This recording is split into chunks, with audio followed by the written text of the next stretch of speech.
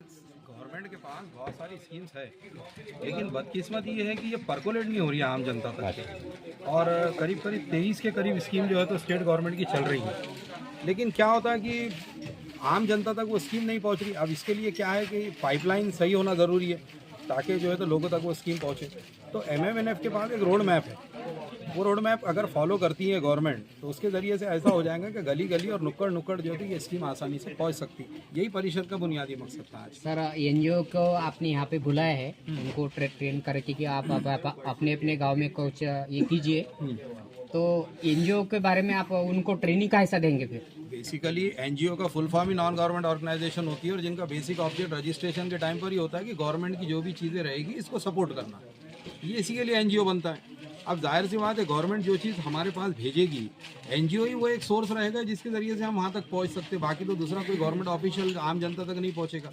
इसलिए जो है MMNF जो बनाया गया ये सिर्फ पूरे एनजीओ को ही कलेक्ट करके जो है पर्कुलेट करने के लिए बनाया गया और ये एक ईजी रास्ता है लोगों तक पहुंचने का, ऐसा हमारा मानना है। मैं एक इस पर थोड़ा सा और भी जोड़ता हूँ इस उत्तर में। बिल्कुल, देखो कोई भी मिनिस्ट्री लेंगे ना तो हर एक मिनिस्ट्री एनजीओ से कनेक्ट है, लेकिन एक बदकिस्मती है कि हमारी बदहाली है और हम भी वहाँ तक पहुंचे नहीं है। अल्पसंख्यक मंत्रालय किसी एनजीओ से काम नहीं कर रहे हैं, तो अगर एनजीओ और अल्पसंख्यक मिनिस्ट्री मंत्रालय शासन और एनजीओ के बाद में अल्पसंख्यक के विषय में अगर राब्ता हो गया, कुछ समन्वय हो गया, तो जरूर एनजीओ उनके लिए काम करेगी जैसा दूसरे मिनिस्ट्री के साथ करते हैं। अभी जैसा एक छोटा सा एग्जांपल, अभी वक्फ बोर्ड के समीर काजी की वीडियो कॉन्फ्रेंस उन्होंने बताए, उन्होंने बोले कि भाई वक्फ बोर्ड ने भी जो है एजुकेशन स्कीम लॉन्च करी, लेकिन कितने लोगों को मालूम है कि वक्फ बोर्ड ने इस एजुकेशन स्कीम लॉन्च करी? ये सबसे पहली चीज़ है। यहाँ बैठे हुए आधे से ज़्यादा लोगों को आज पहली बार मालूम पड़ा। उन्होंने जो है तो जो डाइवर्सी लेडीज़ है उनके लिए स्कीम चालू करी वक्फ बोर्ड ने, ये भी यहाँ पे पहली बार आज मालूम पड़ा लोगों को। इतना ही नहीं, अभी जो पूरग्रस्त थे भीड़ के, उनके लिए भी जो तो वक्फ बोर्ड के फंड से जो तो पैसा पहली बार सुनने में आ रहा है कि भाई वक्फ बोर्ड के फंड से पैसा बांटा गया। तो ये पॉजिटिव चीज़ें हैं जो पब्लिक तक पहुँचाने का एक ही माध्यम है, वो एनजीओ, क्योंकि एक एनजीओ एक मोहल्ले से जुड़ा हुआ होता है या एक शहर से जुड़ा हुआ होता है। Thank you. आप बताएंगे कुछ? हाँ, मैं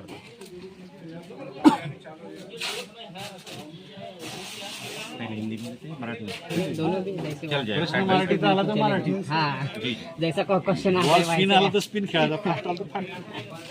गूगली आला तो जनरल बोलता।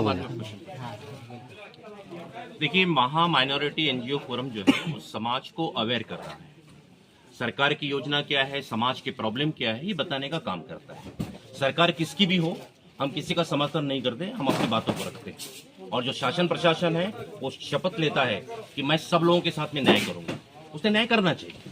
रिसेंटली हम आपके शहर में बैठे हैं और रिसेंटली आपसे एक बात करते हैं कि सरकार ने विधानसभा चुनाव से पूर्व ये कहा था minority research training and institute, जिसको हम मार्टी बोलते हैं, वो बनाएंगे।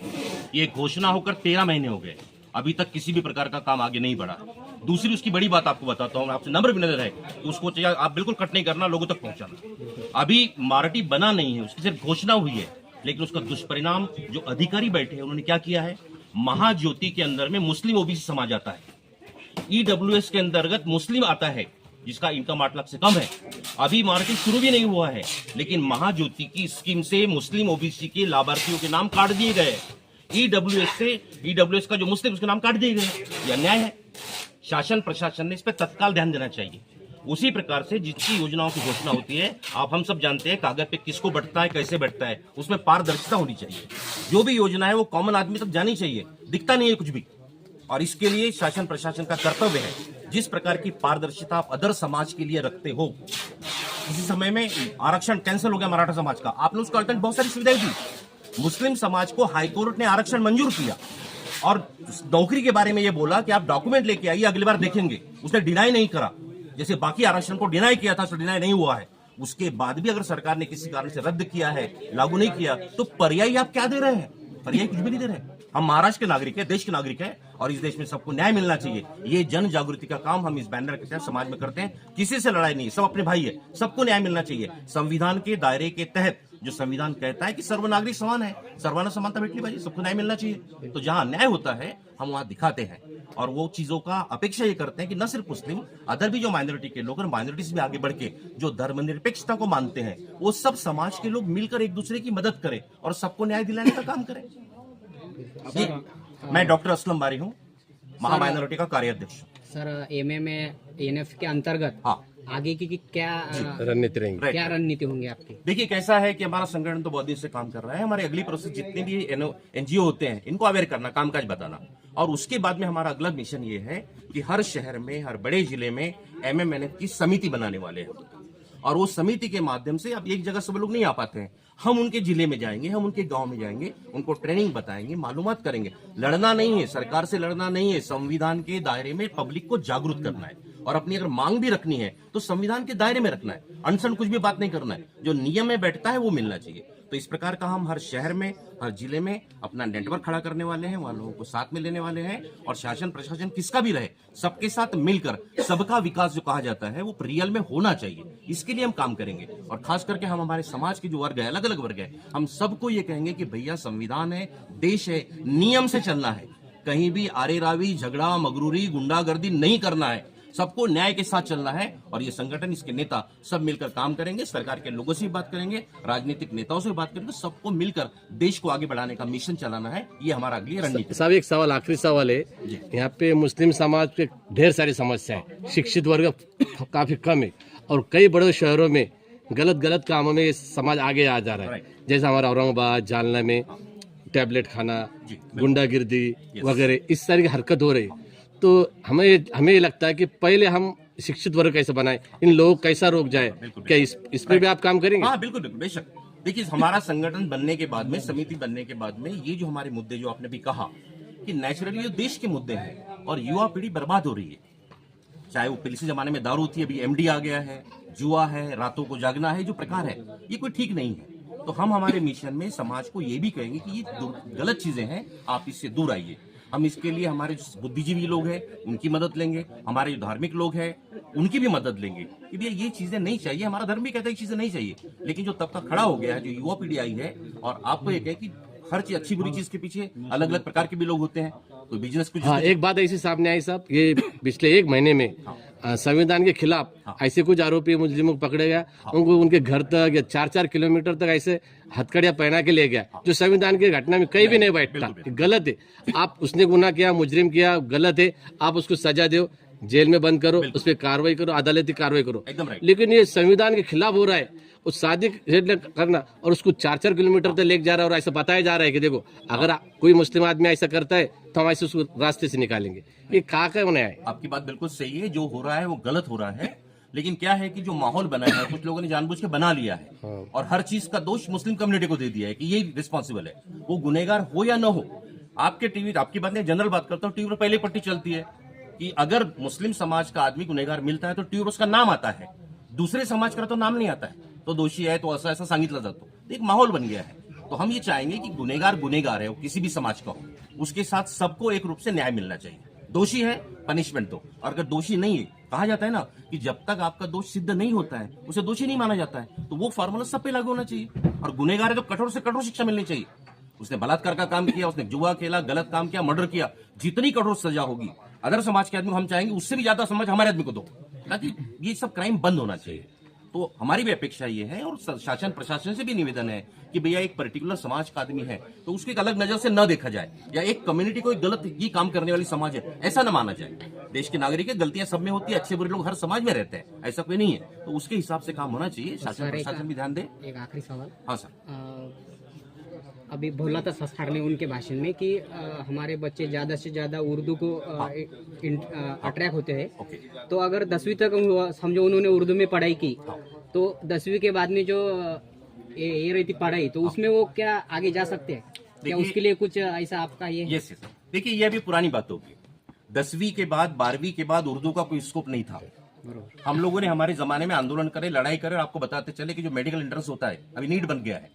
महाराष्ट्र का MSCET जो है एग्जामिनेशन, वो 2001 से हमारे संगठनों के आंदोलन के कारण 2001 से डॉक्टर बनने का एग्जामिनेशन, इंटर्न एग्जामिनेशन, इंजीनियरिंग बनने का एग्जामिनेशन महाराष्ट्र में उर्दू के साथ साथ अंग्रेजी में और मराठी में भी होता है। तो जमाना चला गया। अभी ये बात अक्सर होती रहती कि भाई बच्चे वो लोग हैं इनको मराठी आती नहीं है वगैरह वगैरह। सरकार ने इसका इलाज अभी कर लिया है। ये प्रॉब्लम 2-4 साल तक रहने वाला है। अभी जो नई एजुकेशन पॉलिसी आई है, अपने महाराष्ट्र गवर्नमेंट ने पहली क्लास से मराठी कंपलसरी किया है, इंग्लिश कंपलसरी किया है। ऑप्शनल बच्चा जो भी उर्दू पढ़ेगा या हिंदी पढ़ेगा। तो अब ये जो 2-4-5 साल के बाद में मराठी येत नाही बा, हा प्रश्न आपको अब दूर होना है। नहीं, सर ने बोला था कि उर्दू पढ़ने से जो मराठी में आती स्कीम आती है गवर्नमेंट की, मराठी वो समझते हैं। ज्यादा वही लोगों ना, तक अभी पहुंचती मराठी नहीं। पढ़ेंगे ना बच्चे, हाँ, हाँ। नए ट्रेंड में मराठी पढ़ेंगे हाँ। और हम लोग भी कुछ हमारे एनजीओ कुछ मराठी पर के काम कर रहे हैं। अच्छा, वो सरकार आपका के अलावा कर्तव्य भी आहे. कुछ एनजीओ मराठी पर काम कर रहे हैं. बरोबर. मराठी तो त्या समजायला मुस्लिम पाहिजे. विकास परिषदेच्या माध्यमातून जी मराठीच्या याच्यात समजा अवेअरनेस होईल करू ना. भाषेची, हा. तर त्याच्यात आपले इंटरेस्टेड होतील का हे? बिलकुल होतील ना, पुढाकार नक्की राहील होतील. आमचा. नक्की होतील. आम्ही तसे कार्यक्रम अरेंज करणार आहोत, शाळा लोकांशी कॉन्टॅक्ट करणार आहोत आणि निश्चितपणे मराठी जास्तीत जास्त मुलं आमचे बोलतील आणि काही वर्षांनी 100% बोलतील याचे आम्ही प्रयत्न करणार आहोत. अच्छा धन्यवाद थँक्यू सर. धन्यवाद. गवर्नमेंट के पास बहुत सारी स्कीम्स है, लेकिन बदकिस्मत ये है कि ये परकोलेट नहीं हो रही है आम जनता तक। और करीब करीब 23 के करीब स्कीम जो है तो स्टेट गवर्नमेंट की चल रही है, लेकिन क्या होता है कि आम जनता तक वो स्कीम नहीं पहुंच रही। अब इसके लिए क्या है कि पाइपलाइन सही होना ज़रूरी है ताकि जो है तो लोगों तक वो स्कीम पहुंचे। तो MMNF के पास एक रोड मैप है, वो रोड मैप अगर फॉलो करती है गवर्नमेंट तो उसके ज़रिए से ऐसा हो जाएगा कि गली गली और नुक्कड़ नुक्कड़ जो है ये स्कीम आसानी से पहुंच सकती है। यही परिषद का बुनियादी मकसद था आज। सर, एनजीओ को आपने यहाँ पे बुलाया है, उनको ट्रेन करके कि आप अपने अपने गांव में कुछ ये कीजिए, तो एनजीओ के बारे में आप उनको ट्रेनिंग का हिस्सा देंगे फिर? बेसिकली एनजीओ का फुल फॉर्म ही नॉन गवर्नमेंट ऑर्गेनाइजेशन होती है और जिनका बेसिक ऑब्जेक्ट रजिस्ट्रेशन के टाइम पर ही होता है कि गवर्नमेंट की जो भी चीज़ें रहेगी इसको सपोर्ट करना, ये इसी के लिए एनजीओ बनता है। अब जाहिर सी बात है गवर्नमेंट जो चीज़ हमारे पास भेजेगी, एनजीओ ही वो एक सोर्स रहेगा जिसके ज़रिए से हम वहाँ तक पहुँच सकते हैं, बाकी तो दूसरा कोई गवर्नमेंट ऑफिशियल आम जनता तक नहीं पहुँचेगा। इसलिए जो है MMNF जो बनाया गया ये सिर्फ पूरे एनजीओ को ही कलेक्ट करके जो है पर्कुलेट करने के लिए बनाया गया और ये एक ईजी रास्ता है लोगों तक पहुँचने का, ऐसा हमारा मानना है। मैं एक इस पर थोड़ा सा और भी जोड़ता हूँ इस उत्तर में। बिल्कुल, देखो कोई भी मिनिस्ट्री लेंगे ना तो हर एक मिनिस्ट्री एनजीओ से कनेक्ट है, लेकिन एक बदकिस्मती है कि हमारी बदहाली है और हम भी वहाँ तक पहुंचे नहीं है। अल्पसंख्यक मंत्रालय किसी एनजीओ से काम नहीं कर रहे हैं, तो अगर एनजीओ और अल्पसंख्यक मिनिस्ट्री मंत्रालय शासन और एनजीओ के बाद में अल्पसंख्यक के विषय में अगर राब्ता हो गया, कुछ समन्वय हो गया, तो जरूर एनजीओ उनके लिए काम करेगी जैसा दूसरे मिनिस्ट्री के साथ करते हैं।